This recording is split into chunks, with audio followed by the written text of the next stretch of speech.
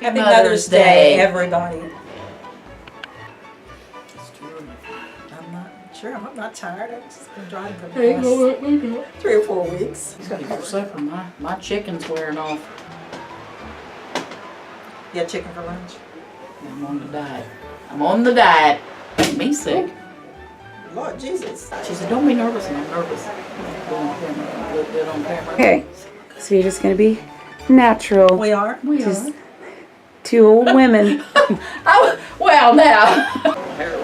You know, and I started to look up the birth dates because I usually start with 1. Well, I know their birthdays. So it's, Well, you know, I I say know that. it's like 37, 35, 33. Comb my hair. 2 old women. Look at the gray. We'll see 2 old women. Where's the mine? Taking care of her duck. Showing the duck at the house. A quack quack duck? Yeah, quite duck.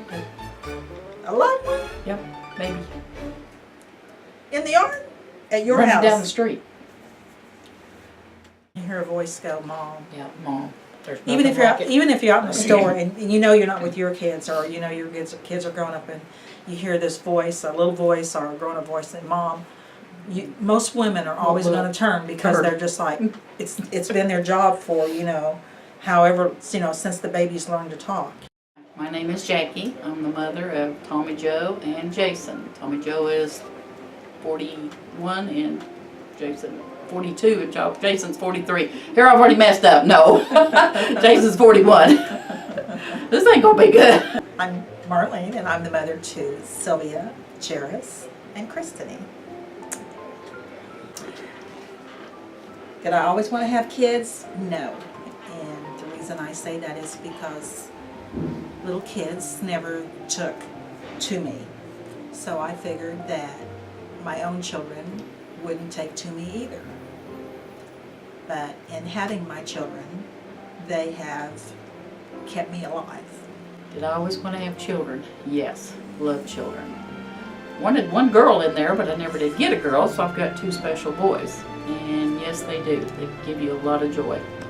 A lot of joy. When I found out that I was first pregnant, I knew that your dad would be so excited because all he ever spoke of in the relationship was us starting a family together. And we had been married for quite some time before I became pregnant. And I can remember, finding out that I was pregnant and going to where he was at and giving him the surprise and how it just filled him with joy. I was so excited. First time. Second time I cried because it was a shock. But I was happy to have both of them. Very excited. Tom was happy. Yeah, he was pretty happy. But I was happy. When you're in your pregnancy and you feel the baby move for the very first time, when you get the flutters, that's always been my favorite memory through all my pregnancies. And I don't really have any bad memories in my pregnancies because the Lord blessed me to have the children. He wanted me to have you guys, so He made it easy, no labor. I agree, the flutters, but then the first mama and the first few steps, those are, you just can't get them back. They're amazing. But yeah, I agree. It's such a blessing to carry that child and to go full term and then be healthy and everything. It's a blessing. My God, a crier. But I had trouble with Jason because I was home alone and in labor for so long by myself. We didn't have a phone, so me and Jason had some problems, but we came out 100%. Took us a few days, but we came out 100%. I can't remember which one of you guys was my crybaby. I know Jairus was my most difficult pregnancy. Jason was my crybaby. You always have one. It's probably yours. But he was my most difficult pregnancy too. I mean, I was put down with him because I had toxemia. See, both my pregnancies I had easy pregnancies. Ate everything in sight 3 times. Yeah. Easy pregnancies. Thank the good Lord. With Sylvia, like my cravings were tomatoes and hard-boiled eggs, and with Jairus, my cravings were olives, and with Christine, my cravings were candied orange slices. Oh, my cravings with Jason was sardines, but I never did eat them, and pot roast. I ate the hot rolls, but not the sardines. But I craved them things, but nope, I just couldn't do it. Having the boys 11 months apart, 11 months, 11 days, 11 hours apart. It's almost like having twins. The only good thing is you've got one that's pretty much starting to walk and you're getting ready to potty train. So you've got one going out of diapers and one in diapers. So that kind of helps a little bit. The boys were so close growing up. It was amazing. I loved that part of it. But it is rough having them that close together. But it's worth it. It's worth it. Christine always says she wasn't wanted. I don't really understand that, but my three were like a pack. You know, they took care of each other. I'm sure they picked on each other when I wasn't around, but being outside in the communities as they grew up, they were a tight little group, and it was nice having a third child. I think they still are a tight little group. They are. If you see them individually, you know, depending on which parent they're with, they'll go, well, you know, I see that. But if you see them in a group, they'll go, well, I can tell you guys are brothers and sisters. Mm-hmm. Oh, wow. It's tough. It's tough. You just got to live every day, get up every day and do it all over again. Love them, discipline them, love them. It's hard. I was a young mother. I was 19. That's young. And it's a whole new world. And if you love them enough, you can do it. You can do it, and they're easy to love. Babies are easy to love. But if you don't like children, take birth control. That's my advice.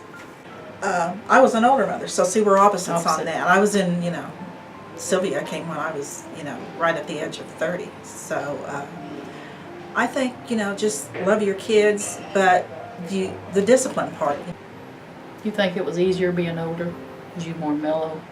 No, I think it made me very nervous, very nervous. I was a tough love mom. And, yeah, I was a tough love mom too. And it paid off. Yeah. I would say be a tough love mom. Yeah. They will love you for it when they grow up. Yeah. You guys have rules, and I think that all three of you, you know, you turned out good in your relationships, in your careers, and, you know, you have focus. And I think if, you know, we would have raised you any differently, you wouldn't be as successful as you are. They will love you for it. And I had to work through all my pregnancies. There was no Oh, yeah, me extended too. leaves. Mm-mm, When me I had Sylvia, there were no leaves.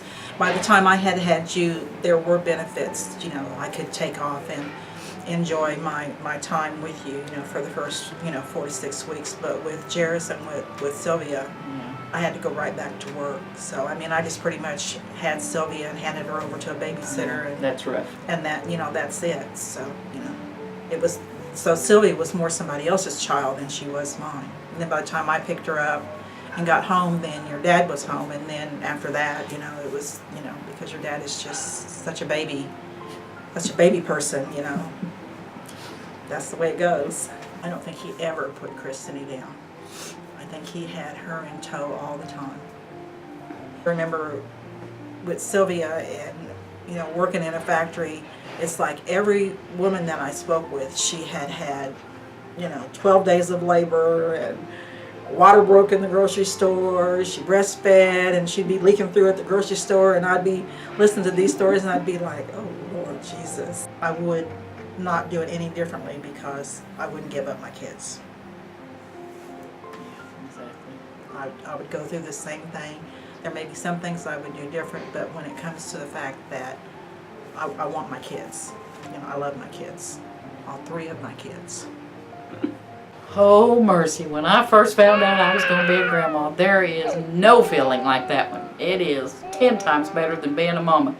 I was ready to go shopping that day, and I did. Being a grandma is 100 times better. I love my boys more than anything. With them grandbabies, they make my life. They make my life complete. It shows that what I started is continuing. Exactly. And it makes your life complete. The grandchildren do. So. But that first grandbaby, I love them all. But that first grandbaby is just. Exactly.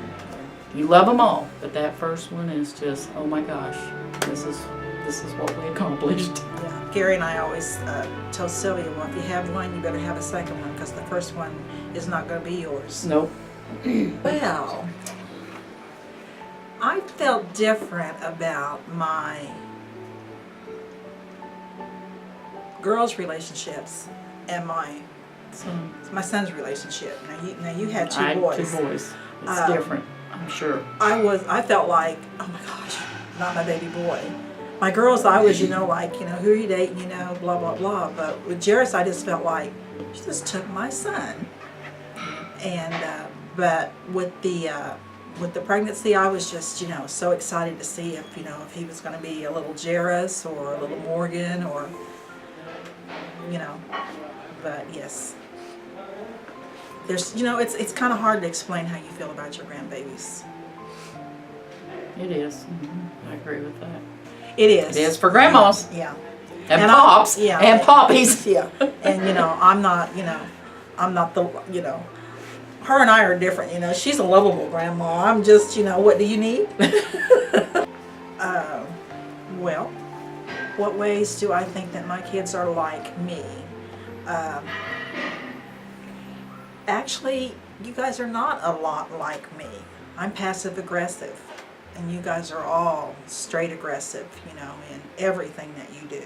There's times when I'm just like, did they give me the wrong babies at the nursery? Because these children just don't seem like they should have come from me, because they're so, smart and, beautiful and handsome. I think my kids are like me because I'm a hard worker. I am hard driven as far as that. I like things in life. I work hard to have things. Both of my boys are hard workers. And the boys are wonderful, wonderful fathers, husbands, workers. They work hard, almost 24 hours a day. They will do anything to help their family. It's like with Jason, if he couldn't be my son-in-law because he's with Christine, I'd probably have to go out and have another baby so he could be my son-in-law. Jason, they're both good guys. Jason is more loving. Now Tommy Joe he's just kind of a little bit like Tommy. He's not quite as showing loving. Now Jason's loving. Jason gets that from me and my side of the family. And Tommy Joe loves you and he'd do anything for you, but he just don't show it as much as Jason does. Jason's got a heart size of Texas. So I love that the boys got that from me. I believe being a mom now that you're gone, because when you were home, I think that just like I work now, I worked even more when you were at home, because I wanted you to have as much as I could give you. So I didn't really get a chance to celebrate you. But now that you're out of the home and you guys are on your own, I can celebrate what you're doing in your life, and if there's a way that I can support you, I'm on board and there for you. It's easier when they're gone now. It's easier when they're home. You feel like you have more control, not of their lives, but protecting their lives. But when they're grown, I think you get to enjoy them more when they're gone. I agree. I worked a lot of hours. I missed things that I'd give anything to go back and not miss. But you do, so you can give them those little extras, so they can do those little extras. My grandkids don't realize how lucky they are that their parents, both sets of parents, work so hard to let them do anything they want to. The traveling soccer games, the go-kart racing, Demi's weightlifting, whatever Logan wants to do, whatever Sam wants to do. You guys are there 100%, both sets of parents. It's totally amazing. And one of the things that, that you don't know is that, see, I didn't get to enjoy my life with my mother, because my mother died when I was I believe I was 4 or 5. So I don't have that experience of, looking back and going, well, this is what it was like when I was growing up with my mother. Well, this is what Mama did. Or how am I like her? Mama didn't teach you to make that potato salad No, right. she didn't. Or the deviled eggs, Or right? the deviled eggs, so, most of that, I learned from, the people that, my auntie and my uncle that, raised us. But, so I didn't even have the privilege of, a mother, let alone the grandparent part of it. So, that makes a difference. So I didn't like him. I thought he was a very mean and condescending person. And he thought I was a snobby person. And then along about our freshman year, we just kind of like hit it off and dated all through high school. You grew up. We grew up. Actually, I think he just thought, you know, she can be my woman and nobody else's. I don't want her, but I don't want anybody else to have her. A friend of mine was going on a date with a friend of Tom's, and they were all together, and so I just went along because I didn't have nothing else to do. And man, I seen Tom head over heels. I was in love right then. And we just dated. We didn't. We dated. We didn't. And then one night he said, "Will you marry me?" And I said, "Heck yeah." And then he's like, "Oh my gosh, what did I say?" So we're going on 46 years, so I guess something was supposed to be right, so. Either that or we just ain't figured out a way to get rid of each other yet, I don't know. In a dignified In manner. a dignified manner, but. I would say to my mother, I wish I could have spent some of my life, if not all of my life, with you. And to my auntie, who was her sister, I wish that we had been closer, because within that pairing, I was the daddy's girl and not the mama's girl. Tell Mom thank you. Mom showed me a lot, and Mom was the sweetest person anybody would ever want to meet. She loved everybody. She found good in everybody. I don't care who you were, what you was, what you did, she found good. And she taught me some of it, so thank you, Mom, for that. Mother's Day to me means that my 3 kids have,